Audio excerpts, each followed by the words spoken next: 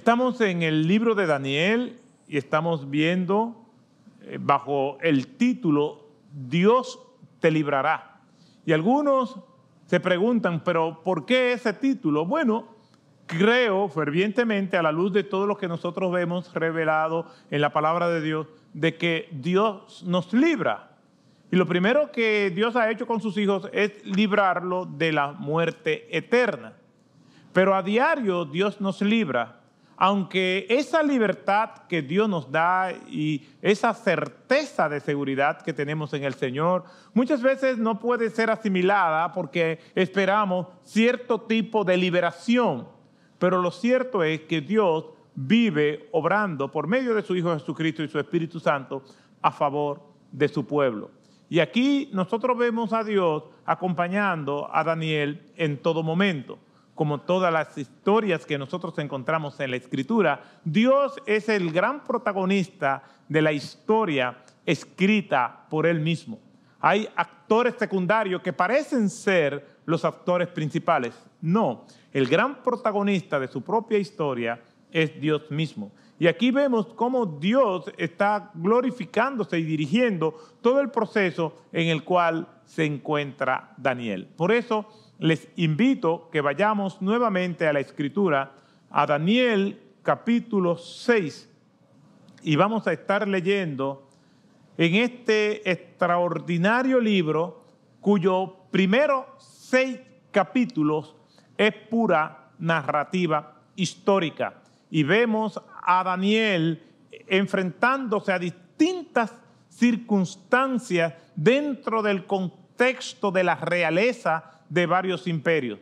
Primero vemos a Daniel en la corte de Nabucodonosor, del imperio babilónico o caldeos. Luego lo vemos en la corte de Belsasar y ahora lo estamos viendo en la corte del rey Darío, que aunque no encontramos una historia paralela que certifique en la historia universal este personaje que es llamado Darío, está en la Escritura y hay varias propuestas como hemos visto. Y luego vemos a Daniel en la corte del rey Ciro. Estos dos últimos, Darío y Ciro, forman parte de la narrativa de Daniel en el contexto del imperio medo-persa. Así que les invito a que vayamos al libro de Daniel y vamos a estar leyendo nuevamente los versos del 1 al 10. Vamos a concentrarnos en el versículo 10 y vamos a avanzar para ganar tiempo. Dice la Escritura en el libro de Daniel, capítulo 6, versículo 10.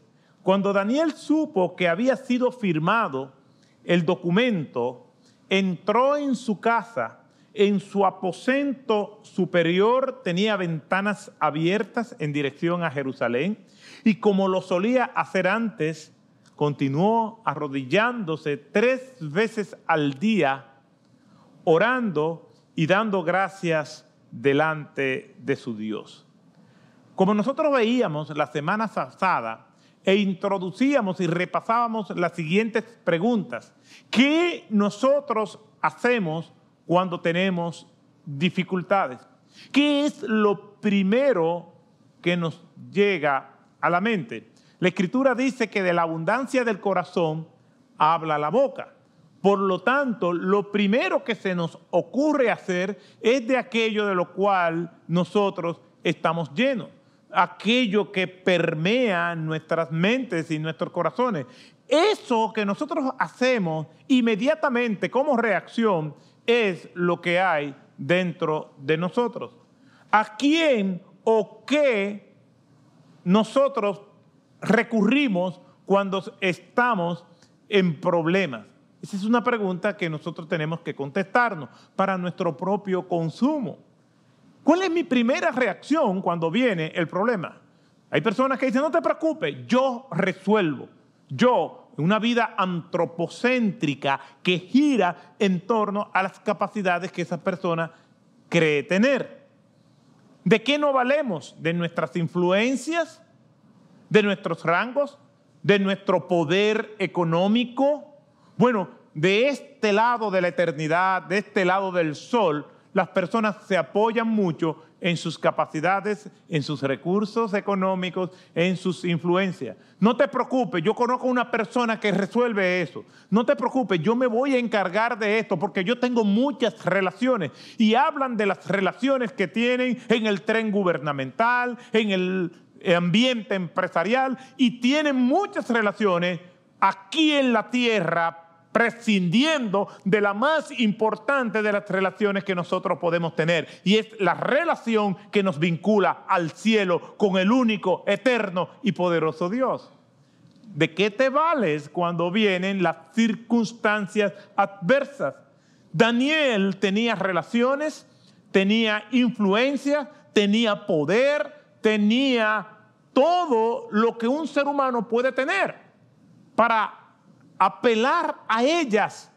Sin embargo, Daniel, cuando se da cuenta que el documento que le perjudica ha sido firmado por el rey y que ese documento no puede ser revocado, lo que hizo fue apelar al Dios de los cielos, porque por encima de Darío, o por encima de Ciro, o por encima de Nabucodonosor y Belsasar, está el Rey de Reyes que gobierna eternamente y para siempre y cuyo reino no tiene fin. A ese fue que Daniel apeló.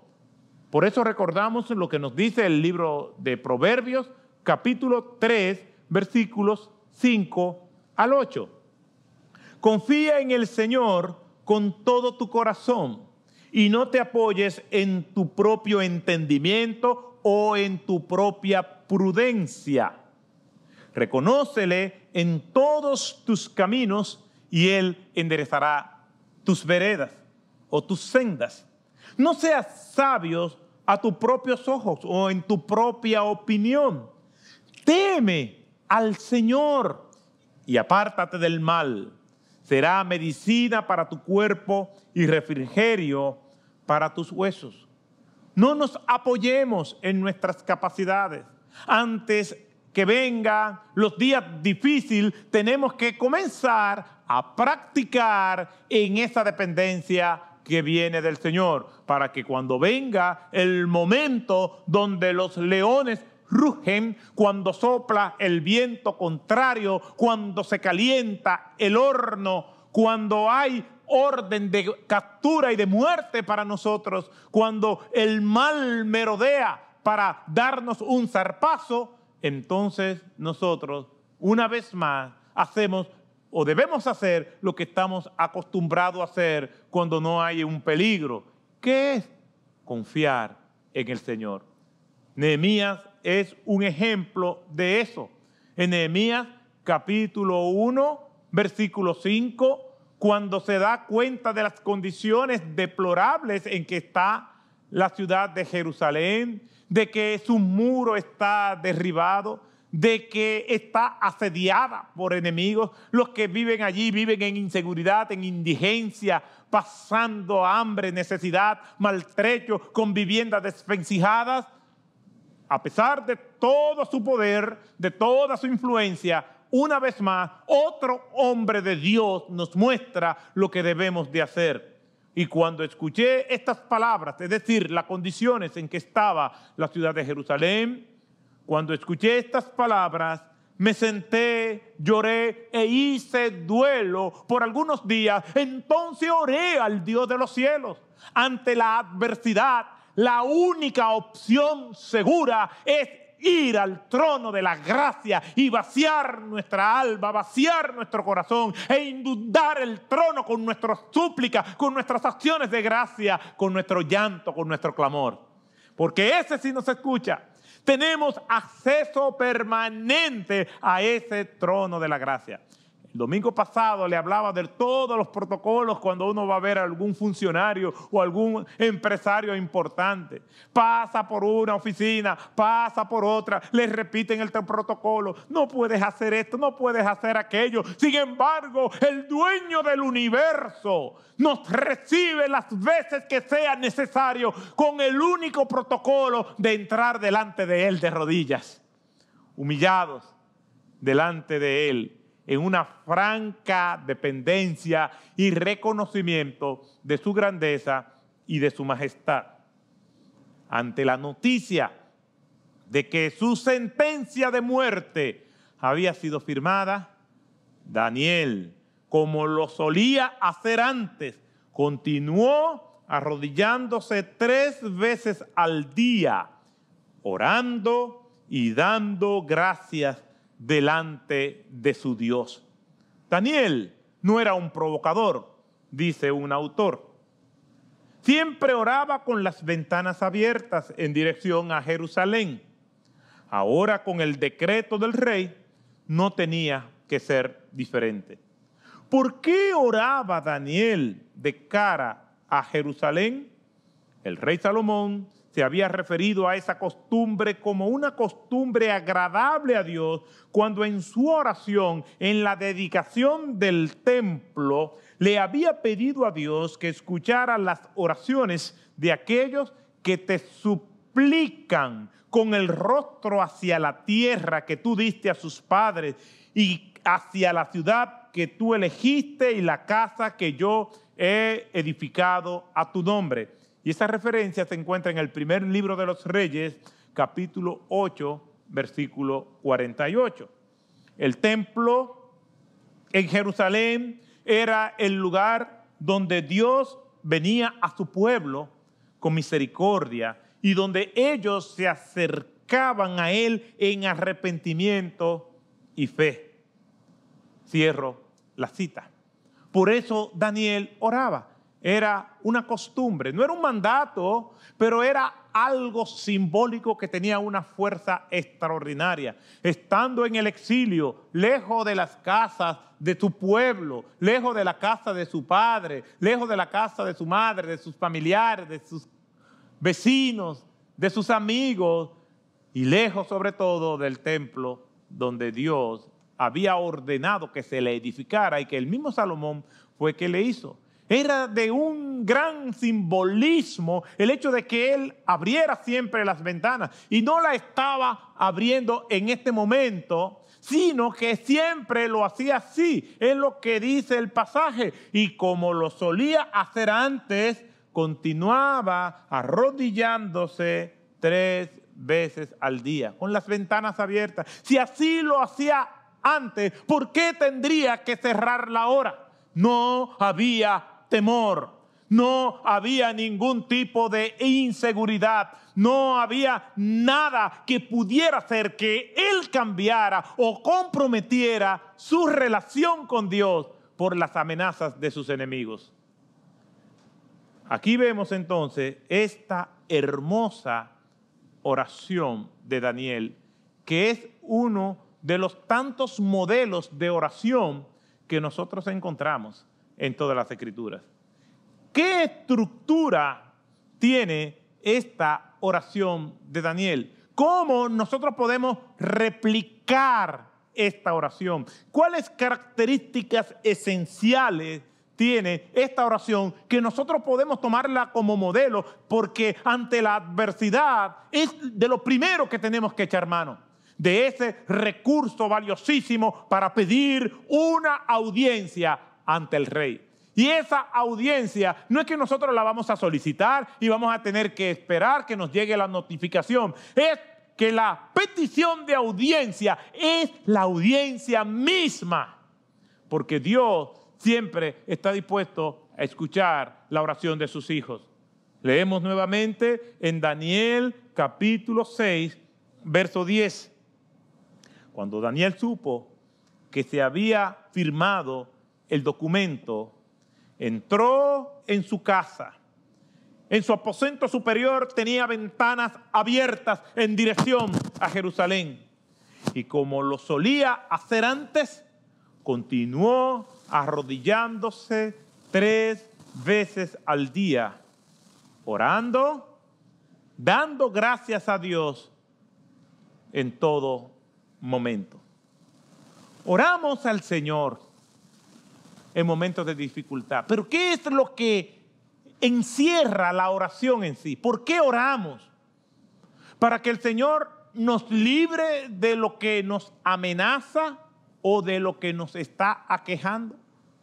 ¿Eso es lo único importante de la oración? Entonces, si estamos orando para que el Señor nos libre de lo que nos amenaza, de lo que nos mortifica y nos duele, de aquello que nos retuerce el alma, ¿qué pasa si el alma sigue retorcida? ¿Qué pasa si le estamos orando al Señor y a pesar de nuestras súplicas, a pesar de nuestro clamor, el dolor persiste o aumenta? ¿Qué pasa si aquello que le estamos pidiendo al Señor no pasa? ¿Qué pasa con la oración si Dios no nos contesta conforme a nuestras expectativas? Oramos al Señor no tanto para ser complacidos, sino para ser obedientes. Oramos al Señor y hacemos nuestras peticiones, pero más que nada para que Él sea glorificado en el horno, en el pozo, en el desierto, en el viento contrario que pasa, en el Getsemaní, en la cruz, en la tumba, para que el Señor con nuestro testimonio, aunque no nos dé lo que nosotros hayamos sido pedido, la prioridad de la oración es que el nombre del Señor sea glorificado y nosotros podamos mantener un olor fragante que llegue hasta el mismo trono del Señor y en medio del dolor, en medio de la aflicción, podamos perfumar la presencia de todo aquel que nos rodea. La oración no es tanto para que el Señor me complazca, sino para que nosotros seamos obedientes y glorifiquemos su santo y bendito nombre. ¿Cuál es la estructura de esta oración? ¿Qué pide Daniel? ¿Cuál es la actitud de Daniel? Dice el texto que Daniel continuó arrodillándose 3 veces al día. En la antigüedad, la oración y la postura común para la oración era de pie. Cuando estaban en público, las personas se arrodillaban a veces, pero la postura más común es que las personas estaban de pie. Recuerden en la oración del publicano y del fariseo. Allí estaba puesto de pie porque era la forma en que normalmente se oraba. Sin embargo, la manera en que normalmente se oraba en la intimidad era de rodillas. No es un mandato, no es una ley que encontramos en las Escrituras, pero habla muy bien de aquel que se acerca a Dios en oración. Dice que continuó arrodillándose 3 veces al día. Y esto nos entrega la primera condición para poder acceder al trono y pedir a ese Señor que nos está dando una audiencia, y es la humildad. Ponerse de rodillas indica que nosotros entendemos que a quien nosotros le estamos pidiendo es superior, que nosotros somos finitos y Él infinito, que nosotros somos vulnerables y Él es invulnerable, que nosotros estamos cargados de pecado y Él es totalmente santo, que nosotros venimos ante su presencia con temor y temblor. Es como Isaías en aquella visión gloriosa que tiene en el capítulo 6, y él dice en la Escritura que él vio al Señor sentado en un trono alto y sublime y sus faldas llenaban el templo. Él pudo ver al Señor en aquella visión gloriosa lleno de majestad, de esplendor, de poder, de grandeza. Y al ver al Señor en esa audiencia, por medio de esa visión que le estaba dando, dijo: ¡ay de mí que soy muerto! ¿Por qué? Porque soy un hombre cargado de pecado. Cuando vamos a la presencia del Señor, tenemos que entender que el Señor es tan santo que nosotros no podemos imaginar la santidad que Él tiene, la pureza, la grandeza, la majestad, lo excelso. No hay palabras humanas que puedan describir todas esas virtudes extraordinarias de nuestro Señor. Entonces, como Él está en su trono, nosotros tenemos que venir en humildad, y no hay forma forma más vívida de describir la humildad que arrodillar nuestro cuerpo y arrodillar nuestro corazón ante ese Dios grande y poderoso. Continuó arrodillándose 3 veces al día. Una oración que Dios escucha es una oración de humildad, de una persona que doblega su corazón delante de Él. Dios no quiere nada con arrogantes, con pestulantes, con orgullosos, con soberbios. Dios a un corazón contrito y humillado no desprecia. Aquí nos encontramos a Daniel, que estaba acostumbrado a dar órdenes porque era un funcionario de alto nivel. Él sabe cómo se manejan los asuntos del Estado. Él sabe lo que tener es súbditos. Tenía sátrapas por debajo de él. Era el funcionario más importante del imperio medo-persa. Pero no vemos a Daniel que se acerca como el funcionario delante de Dios. En su oración no hay reclamos, no hay decretos, no hay declaraciones, no hay órdenes. Solo lo único que hay es súplica ante el Dios de los cielos.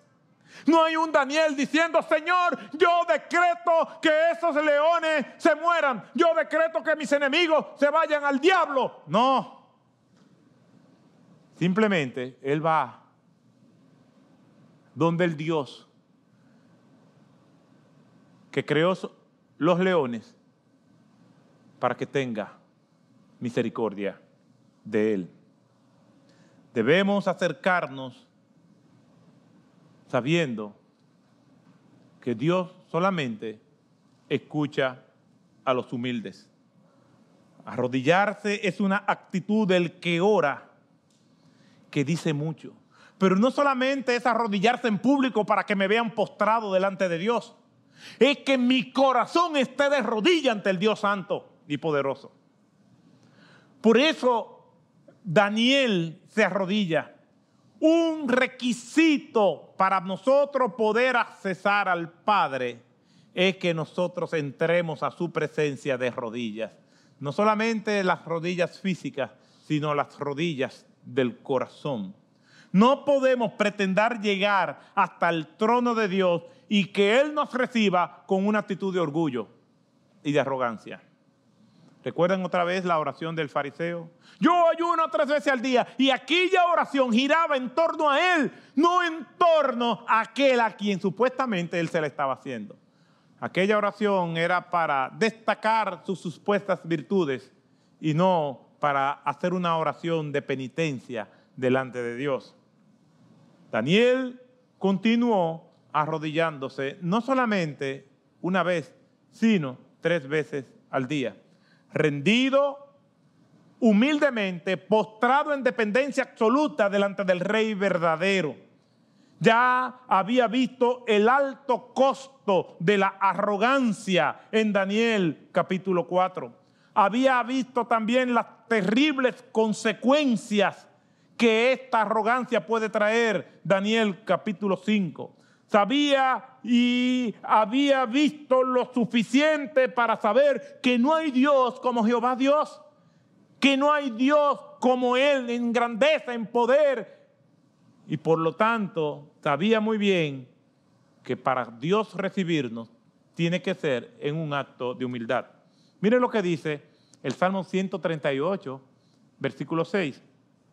Porque el Señor es excelso y atiende al humilde, mas al altivo, al orgulloso, al petulante, al soberbio, lo mira de lejos.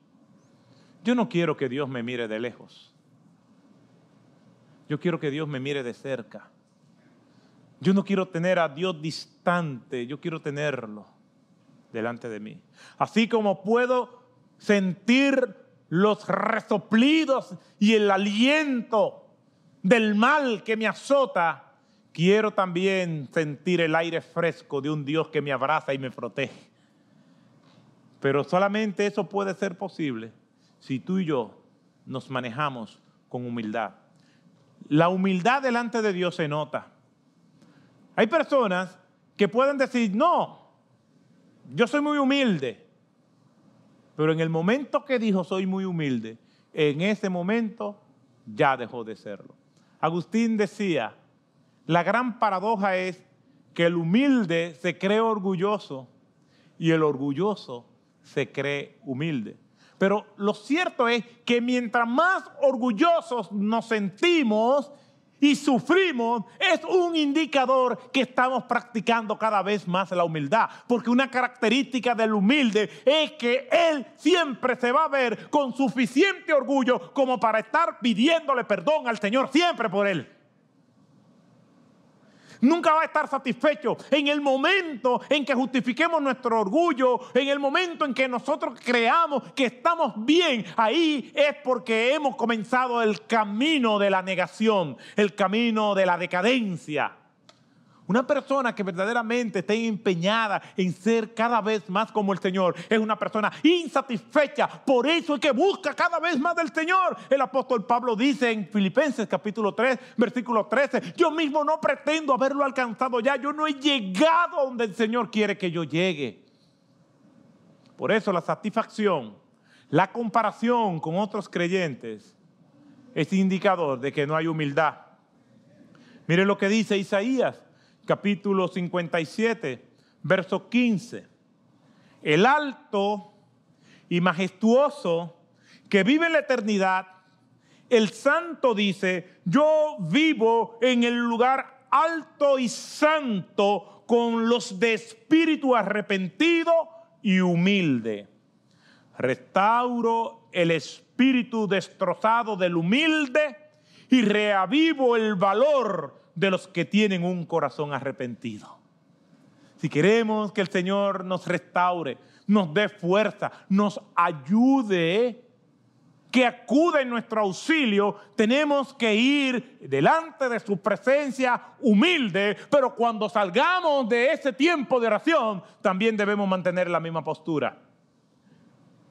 Leonard Ravenhill decía, la mejor manera de mantenerse de pie delante de los hombres es manteniéndonos de rodillas delante de Dios. Este versículo 10 de Daniel capítulo 6 dice, continuó arrodillándose 3 veces al día.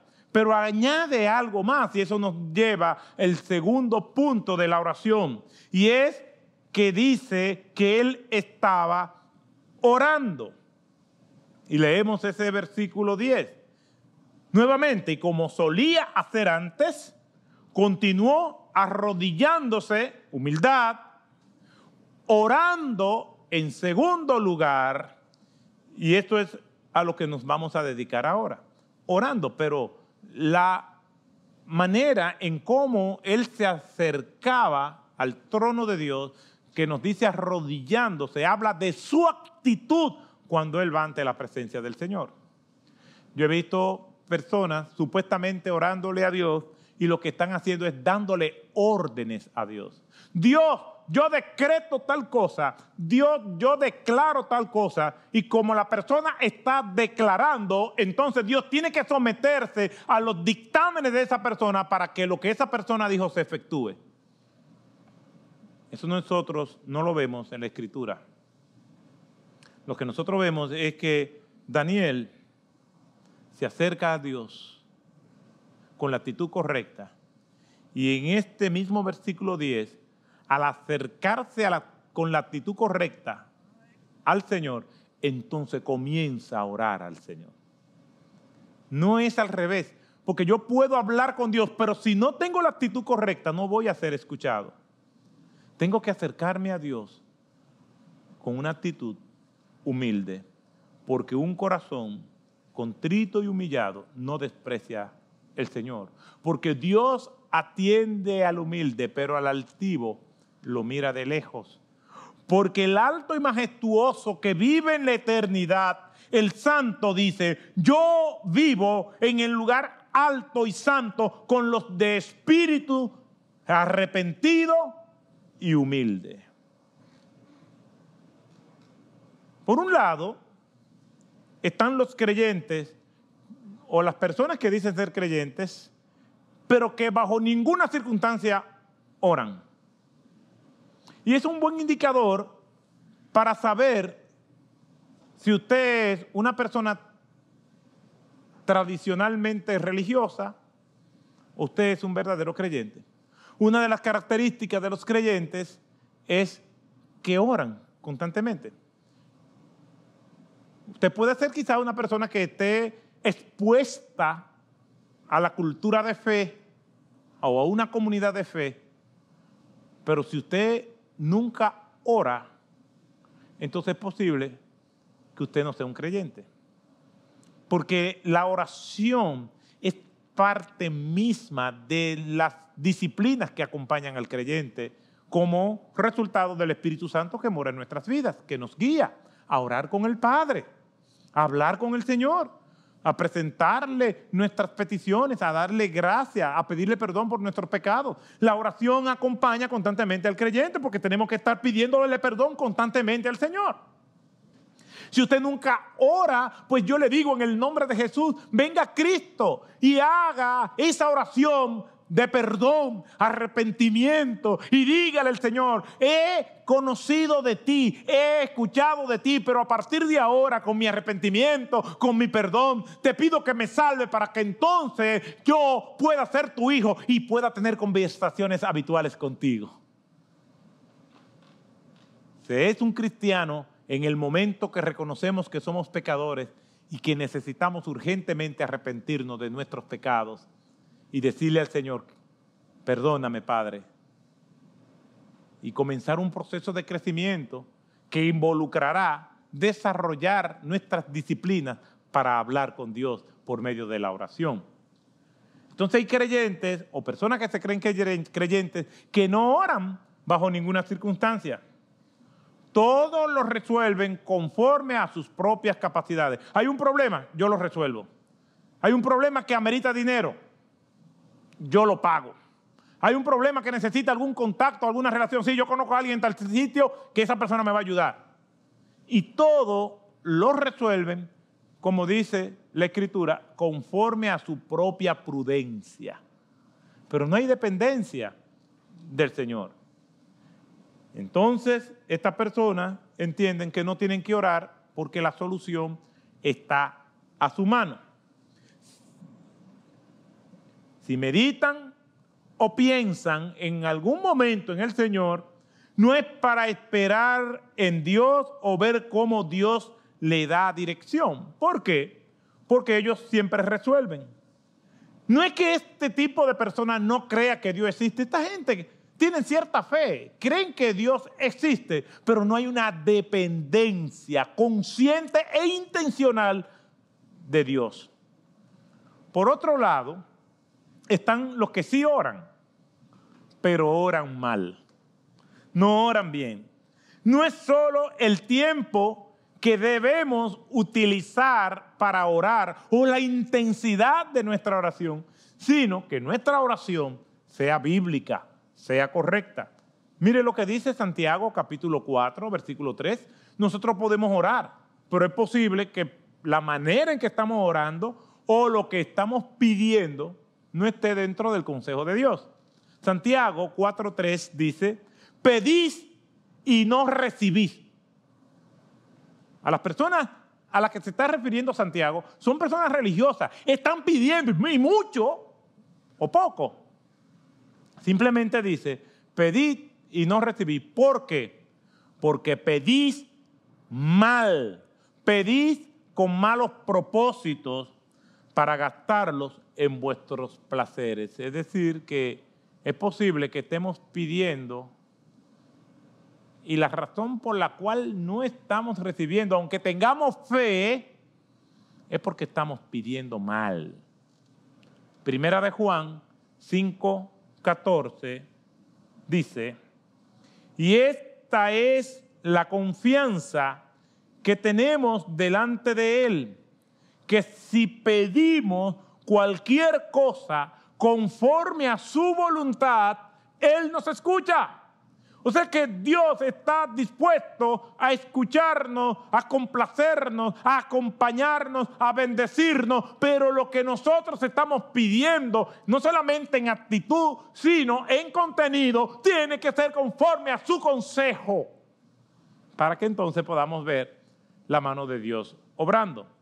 La oración es una disciplina espiritual que es en contra de nuestra naturaleza carnal. Siempre hay un obstáculo para la oración. Yo tengo que batallar con mi distracción, con mi mente, con el tiempo, con mis ocupaciones para yo poder orar. Porque si lo dejo a mi cuerpo, si lo dejo a mi tiempo o a mis situaciones, nunca habrá momento para la oración. Tenemos que ser intencional. En la oración de Daniel vemos un hábito, y tal como lo hacía antes, en la mañana, al mediodía y por la noche. No dice exactamente la hora, pero dice que era 3 veces al día y uno lo asume así. La oración es una disciplina que debemos desarrollar. No es solo orar, es orar bien. Es algo que se aprende. Los discípulos le dijeron al Señor, enséñanos a orar, porque ellos entendían que no sabían orar. Y el Señor les entregó una oración modelo que nosotros llamamos el Padre Nuestro. Y cuando nosotros vamos a la Escritura, nos dice que el Señor les responde a sus discípulos, y cuando oréis, oraréis así: Padre nuestro que estás en los cielos.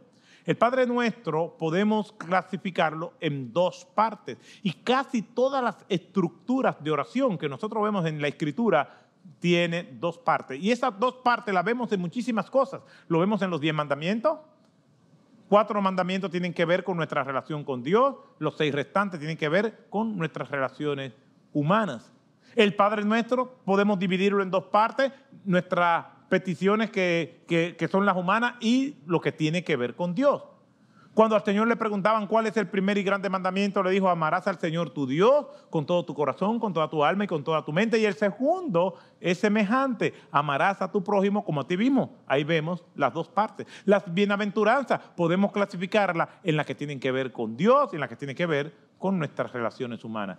Cuando nosotros vamos al Padre Nuestro, los versículos de 9 al 10, vemos la parte del Padre Nuestro que está relacionada con Dios, con su nombre, con su reino y con su voluntad. Los versículos del 11 al 13 tiene que ver con lo relacionado con nosotros, los humanos, nuestra necesidad de sustento físico, nuestra necesidad de perdón y nuestra necesidad de vencer la tentación y de vencer el mal. Aquí lo vemos constantemente. Y nos dice entonces que Daniel estaba orando. Un erudito en el Nuevo Testamento dice lo siguiente: la oración de Daniel también es descrita como rogando en presencia de Dios. La palabra orando que se usa aquí, que aparece 2 veces en todo el Antiguo Testamento, no porque no haya más palabras con el verbo orar o conjugado orando, sino que específicamente esta palabra aparece aquí en Daniel capítulo 6, versículo 10, y aparece también en Esdras capítulo 6, versículo 10, y está relacionado con la palabra hebrea que significa pedir misericordia. En esos momentos difíciles de su vida, Daniel imploró la misericordia de Dios. ¿Qué estaba pidiendo Daniel? Que el Señor tuviera misericordia, que lo ayudara, que le diera fortaleza para no avergonzar su nombre, que ya en su ancianidad, entre 85 y 90 años, no flaqueara, sino que él pudiera terminar su vida, aunque fuera devorado por leones, pueda terminar su vida glorificando a Dios y no avergonzando el nombre de aquel que lo había sostenido por tanto tiempo. Siempre me recuerdo de Policarpo, antes ya la realidad de su martirio, le pedían que negara el nombre de Cristo y él dice, 86 años tengo y ningún mal me ha hecho. ¿Cómo lo voy a negar ahora? De igual manera, Daniel está pidiendo misericordia en esos momentos difíciles. Daniel apeló a la promesa que le había hecho el Señor de darle de su gracia y de su fortaleza. En orden de prioridad, ¿qué debía pedirle Daniel? ¿Que lo librara de los leones o que le diera la fortaleza para enfrentar con gozo aquella prueba difícil? A veces pedimos más por aquello que le trae gratificación a nuestros sentidos que aquello que glorifica a Dios. La oración es un acto de fe que nos confirma nuestra dependencia de Dios.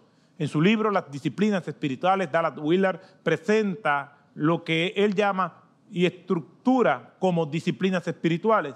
Están las disciplinas de abstinencia y están las disciplinas de ejecución. Entre las disciplinas de ejecución está el estudio, la adoración, la celebración, la oración y el compañerismo. La oración es una de ellas. Las Escrituras nos recuerdan constantemente ejercitarnos en la disciplina de la oración. No es algo que va a salir de manera natural de nuestra carne, que es perezosa y es apática a todo aquello que viene de Dios. Recordemos al apóstol Pablo, lo que quiero hacer no lo hago y lo que no quiero hacer, eso hago.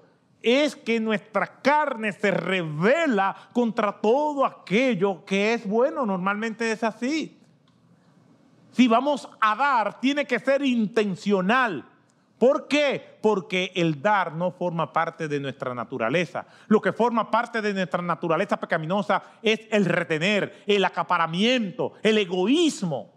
Si vamos a orar, nuestra carne nunca va a estar dispuesta. El Señor lo dijo. A la verdad, que el espíritu está dispuesto, pero la carne es débil. Es una disciplina. Nosotros tenemos que ejercitarnos y aunque no tengamos deseo de orar, tenemos que orar. Aunque no tengamos deseo de rendir nuestras almas delante del Señor, tenemos que hacerlo. Allí estaba Daniel orando, pidiendo misericordia, fortaleza, y lo estaba haciendo con fervor, con pasión, con anhelo. Miren lo que dice Ian Bounds en su libro acerca de la necesidad de la oración. El anhelo no es un simple deseo, es una pretensión muy profunda, un deseo intenso de conseguir algo. La oración es la expresión verbal del anhelo. Si la oración es pedirle algo a Dios, entonces la oración debe ser expresada. La oración sale hacia lo abierto. El anhelo es silencioso. La oración es escuchada. El anhelo no es escuchado. Cuanto más profundo es el anhelo, más fuerte es la oración. Sin anhelo, la oración es solo un murmullo de palabras sin sentido. Esa clase de oración superficial y formal, sin el corazón, sin sentimiento, sin ningún anhelo que lo acompañe, es rechazada como si fuera una peste. Su ejercicio es la pérdida de un tiempo precioso y de esa oración no vendrá ninguna bendición. Miren lo que dice el Salmo 42. Versículo 1, como el ciervo brama por las corrientes de agua, o como el cielo anhela las corrientes de agua, así clama, así suspira por ti, oh Dios, el alma mía. No podemos ir al Señor en una oración mecánica, oh Señor, como si fuera una letanía, un rezo, repitiendo lo que otro escribió. No, vamos a abrir las puertas del alma, del par en par, y decirle, Señor, como estaba Daniel allí, clamando por misericordia, declarándonos insuficientes, diciéndole, no puedo solo, te necesito a mi lado como poderoso gigante, necesito sentir la vibración de tu paso firme, acompañándome, dándome valor, dándome fuerza para enfrentar con dignidad la prueba. Si hacemos esa petición, de los cielos vendrá todo el aliento, toda la ayuda que nosotros necesitamos. Daniel nos enseña con su oración que tenemos que acercarnos con humildad. Y también tenemos que acercarnos a rogar, a sacudir los quiciales del cosmos con nuestra oración, insistiendo hasta que del cielo se desprendan las respuestas que Dios tiene que darnos.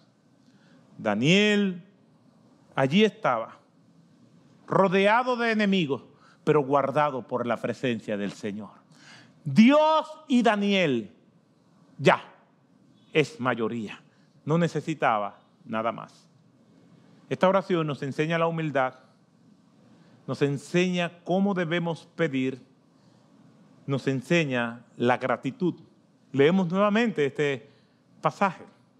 Cuando Daniel supo que había sido firmado el documento, entró en su casa, en su aposento superior, tenía ventanas abiertas en dirección a Jerusalén.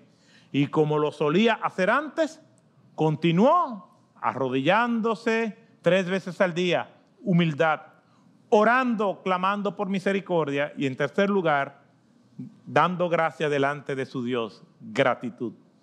Daniel oraba dándole gracia al Señor. ¿Usted se imagina esa oración? Oh Señor, te doy gracias porque el acta de mi muerte ha sido firmada. Señor, te doy gracias porque me van a matar. Oh, Señor, gracias por el COVID-19. Oh, Señor, gracias porque me quedé sin trabajo. O nos vamos a acercar al Señor a reclamarle por qué nos sucedió eso a nosotros. Daniel nos modela esta oración, aunque se daba cuenta de que esa podría ser su última oración, o podría ser su último día o sus últimos días sobre la tierra. Daniel estaba dando gracias a Dios. El martirio se acercaba. La arena movediza que conduce a la muerte ya estaban siendo pisadas por él. Qué hermosa percepción en la mente de este hombre, que aún diera gracias a Dios por las circunstancias adversas en las que se encontraba. Nosotros tenemos la tendencia de solamente darle gracias a Dios cuando lo que Dios nos ha dado nos gusta. Y yo lo he escuchado con los testimonios de los hermanos. Doy gracias a Dios que en medio de esta pandemia me ha ido mejor. Oh, wow. No hay que ser cristiano para dar gracias por eso. Gracias al Señor que me aumentaron. Gracias, Señor, que me sané. No es que no demos gracias al Señor por eso. Debemos darle gracias a Dios por todo. Pero también el Señor es glorificado. Y podamos decir como Job, Jehová dio, Jehová quitó, sea su nombre bendito. Amén. Que podamos decir que en todo Job no halló despropósito en Dios. Que podamos decir, como dijo Job, yo sé que mi Redentor vive. Dios no se ha ido, Dios no se ha mudado, Dios no ha cerrado sus oídos ni sus ojos ante el clamor de sus hijos. Por eso tenemos que darle gracias, porque su presencia es lo único que nosotros necesitamos. Que ante la adversidad podamos quedarnos serenos y tranquilos. No anula que no nos sintamos mal, no anula que no nos sintamos incómodos, pero que la paz de Dios inunda nuestras vidas. La Biblia dice en Filipenses capítulo 4, versículos 6 y 7, por nada estéis afanosos, antes bien, en todo, mediante oración y súplica de acción de gracia, sean dadas a conocer vuestras peticiones delante de Dios. Nunca pidamos sin dar gracia. Esa constante la vamos a encontrar en toda la Escritura. Pide a Dios, reconoce su grandeza, pero dale gracias al Señor. No nos olvidemos de la gratitud. Daniel estuvo rodeado de todo aquello que estaba a momento de destruir su cuerpo, con mucho dolor, con vergüenza, morir desangrado, devorado por las fieras. Pero Daniel se mantuvo sereno, haciendo lo que un verdadero hijo de Dios tiene que hacer.